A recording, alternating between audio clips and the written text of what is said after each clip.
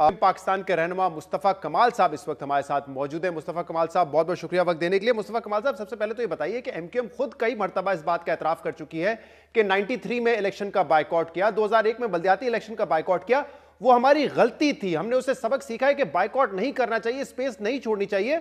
और 2 दिन पहले तक आपके रहनुमा कह रहे थे कि बायकॉट तो ऑन कार्ड्स है ही नहीं। तो फिर कल क्या ऐसी पेशरफ्त हुई जिसके बाद एमक्यूएम पाकिस्तान ने यह फैसला किया कि नहीं, इंतखाबात में नहीं जाना है, अपनी स्पेस बेशक लूज कर देंगे, इलेक्शन नहीं लड़ेंगे?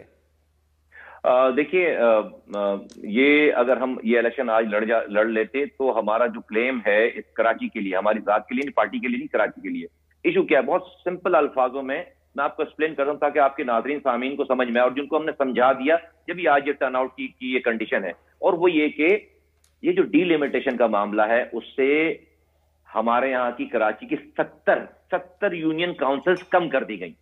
पीपल्स पार्टी से मज़ाकरात हुए, महीनों तक मज़ाकरात हुए, जो आज मेरी पार्टी है ये उनकी सारी डिटेल्स हमारे पास, क्योंकि 2 दिन से मैं भी मज़ाकरात करता हूं तो मुझे पता है उस वहां गुफ्तगू क्या हो रही है और कितने महीनों से चल रही है।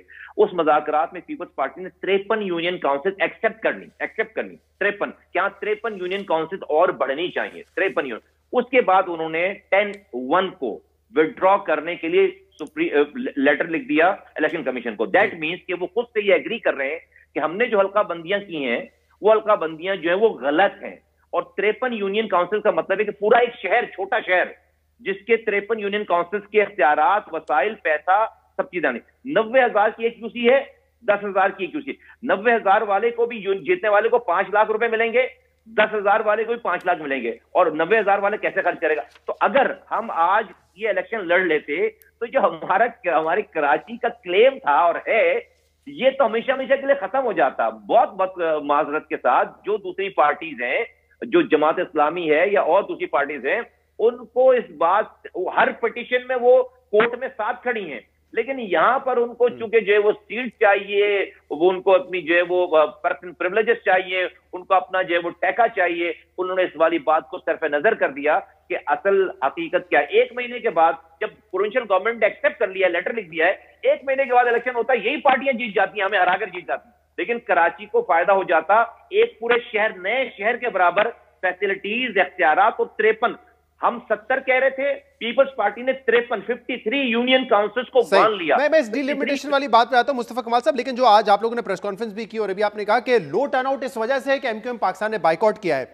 अब ये बात कैसे मान ली जाए, क्योंकि 2018 के इंतखाबात हुए, एमक्यूएम पाकिस्तान ने इलेक्शन लड़ा, उस वक्त आपकी पीएसपी जमात थी, उसने भी इलेक्शन लड़ा, लेकिन लो टर्नआउट था कराची में, 25-30 हजार पे एमएनए बने। अभी 4 बाय इलेक्शन इस साल 2022 में हुए हैं, एमक्यूएम पाकिस्तान ने भरपूर हिस्सा लिया तमाम बाय इलेक्शंस में, लेकिन वहां पे भी 20% के आसपास वोटर टर्नआउट था, कहीं 8% था, कहीं 15% था, 11% भी था। ये एमएनएस की बात कर रहा हूं मैं, कौमी असेंबली के हलकों की। तो लो टर्नआउट तो हम रीसेंट ट्रेंड में देख रहे हैं, इससे एमक्यूएम के बायकॉट करने का या ना करने का क्या ताल्लुक है? 2 बातें हैं इसके अंदर। एक तो ये कि आप जिस बाय इलेक्शंस का जिक्र कर रहे हैं, उन बाय इलेक्शंस में और जनरल इलेक्शन, ये तो लोकल गवर्नमेंट का जनरल इलेक्शन था ना, इसमें फर्क होता है। बाय इलेक्शंस के इसमें और इसमें फर्क होता है। और जब वो इलेक्शंस हुए हैं उसके माहौल में और इसके माहौल में एक डेफिनेटली एक फर्क था। दूसरी बात ये कि आपको उन इलेक्शंस में जो आज आपके पास वीडियोस और तस्वीरें और सारी फुटेजेस आ रही है, फुटेजेस, वीडियोस जो है, ये जो आपको आज जो टर्नआउट निकल कर आ भी रहा है, ये भी नहीं है जो सरकारी तौर पर कोट किया जा रहा है, वो ये भी नहीं है। इसलिए कि 5 से 7% से ज्यादा लोगों ने वोट नहीं डाला, सन्नाटा था। उसके बाद शाम में डब्बे छीन कर पुलिस भी मोहर लगा रही है, स्टाफ भी मोहर लगा रहा है, और जिसका जहां जोर चल गया उसने उसको टेक ओवर कर लिया और ये काम हुआ। उससे ये करने के बाद जो 10% अबव हुआ है सारा ये, वरना 5-6%, 60% से ज्यादा वोटिंग टर्न आउट नहीं हुआ है। तो बहुत बड़ा फर्क है। ये फुटेजेस आपको जिन इलेक्शन का आप जिक्र कर रहे हैं वहां पर आपको ये फुटेजेस और ये मनाजर नहीं मिलेंगे। तो मुस्तफा कमाल साहब, दूसरी बात बताएं कि अब देखें, मैं कराची का आपको बता देता हूं, 246 यूसीज पे ये इंतखाबात हो रहे हैं चेयरमैन और वाइस चेयरमैन के लिए। पाकिस्तान तहरीक इंसाफ के 246 में से 238 यूसीज पे कैंडिडेट्स हैं, एमक्यूएम पाकिस्तान के 246 में से 161 यूसीज पे कैंडिडेट्स हैं। मतलब ये तो तैयारी थी, मतलब अगर 100 तकरीबन 80 सीटों पे तो आप लोगों ने कैंडिडेट्स ही नहीं खड़े किए, तो फिर कैसे ये दावा कर सकते हैं कि आप इतनी पॉपुलर पार्टी हैं? नहीं नहीं, 188 पे हमारे कैंडिडेट भी खड़े थे ना। आप ये भी तो देखें, हमारे पीएसपी और हमने मर्ज किया ना वहां पर, नहीं, वो जहां तो पर मर्ज ये तो सर बाद में हुआ था ना, वो तो बैलेट पेपर तो छप चुके थे बाय द टाइम आपने अलायंस किया अपना। नहीं नहीं नहीं, जहां पर एमक्यूएम का कैंडिडेट नहीं होता वहां पर पीएसपी का कैंडिडेट खड़ा रहता ना। हम उसको उसको उसको कैसे हम उससे वो करते? नहीं, मैं तो आप ये इसको तो पोस्ट मर्जर है ना, वो तो अगर मर्जर नहीं होता 3 दिन पहले तो सोचे ना एमकेएम जो है वो इलेक्शन में जा रही होती विद 161 कैंडिडेट्स। देखिए, एमक्यूएम ने तो 161 जो कैंडिडेट खड़े किए थे, डेफिनेटली एमक्यूएम की वो सीटें जहां पर उनको पता है, उनको वो लास्ट टाइम जीते हुए थे 100, इसमें से 130 जीते हुए थे।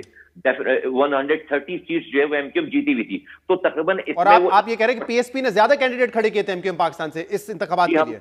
जी, 188 हमारे कैंडिडेट थे, और जहां जहां पे हम इनको कॉम्प्लीमेंट कर सकते थे और हम इनको कॉम्प्लीमेंट करते, हम इस पार्टी को कॉम्प्लीमेंट करते जहां पर इनके नहीं थे, क्योंकि ये तो सारा मर्जर बाद में हुआ है। लेकिन जब ये मर्जर हो रहा था तो उस वक्त ये तमाम चीजें जहन में थी बात के भाई, जहां नहीं होगी, जहां पतंग का निशान नहीं होगा, वहां पर फिर पीएसपी जो अपना उसको खाली नहीं छोड़ेगी सीट, उसको सीट पर रखेगी। ये आप जो आपने इनकी बात की है ना पीटीआई की, आप अगर थोड़ा सा जो है दूसरी पार्टी से जमात इस्लामी का उनसे भी पूछे, उनको देखेंगे तो उन्होंने भी जो है कोई हर जगहों पे नहीं खड़ा कर दिए, हर जगह पे अपने कैंडिडेट। 246 में से 239 जमात इस्लामी कह रहे हैं कि हमारे कैंडिडेट्स वहां पर मौजूद हैं। वेल आई डाउट, मेरा ख्याल है जमात इस्लामी का नंबर इससे पहले जो इसके कुछ और आए नंबर, और मेरा नहीं ख्याल है कि जो है वो ये फिर किसी को इलाक उलाक करके ये मुस्तफा कमाल साहब, क्योंकि जो आपके मुखालफीन है वो ये कह रहे हैं कि आप लोग इस सिलेक्शन से बेसिकली भागे हैं क्योंकि आपको लग रहा था आप हार जाएंगे। जमात इस्लामी कहती है, तहरीक इंसाफ कहती है कि हम भी शहरी जो है हल्का उनके वोट लेते हैं, यानी कि उनका वोट बैंक आपका वोट बैंक सिमिलर है। कह रहे हैं कि हमारे तहफुजात थे, लेकिन फिर भी इतना बड़ा मसला नहीं था कि हम इलेक्शन से बाइकआउट करें। जाहिर सी बात है जिसकी हुकूमत होगी वो 19-20 तो करेगी डीलिमिटेशन में। इतना मामला पेचीदा नहीं था, या इतनी कोई बड़ी रिगिंग नहीं थी जिसकी वजह से इलेक्शन छोड़ के भाग जाते हम। देखें, अगर कोई 53 पीपल्स पार्टी जैसी जमात की हुकूमत और 53 यूनियन काउंसिल्स को वो मान रहे हैं, 70 का हमारा क्लेम है, और वो मान रहे हैं कि ये कम है, उस कमी को मानने वाले, और उसके बाद उन्होंने 10-1 के विड्रॉल का लेटर लिख दिया, प्रूफ दे दिया कि हाँ एक्सेप्ट कर ली ये वाली बात, क्या भाई हमसे गलती हुई है। इसको अगर कोई कहे कि ये 19-20 की रिगिंग है तो मैं उसके लिए दुआए खैरी कर सकता हूं, अल्लाह ताला उनको अक्ल सलीम दे, और इस तमाम दुनियावी चकाचौंध से और दुनियावी मराद को से बाहर आकर लोगों के लिए, वाकई लोगों के और के लिए फैसले कर। और वो जमातें जो खास तौर पर इस्लाम का नाम लेती हैं, अल्लाह ताला से बस दुआ है कि अल्लाह ताला जो है ना बस वो रहम करे। लानतुलिल्लाहि अलल काज़िबीन, झूठों पर अल्लाह की लानत। अगर ये 19-20 इसको कहते हैं तो इससे बड़ा झूठ कोई और नहीं है।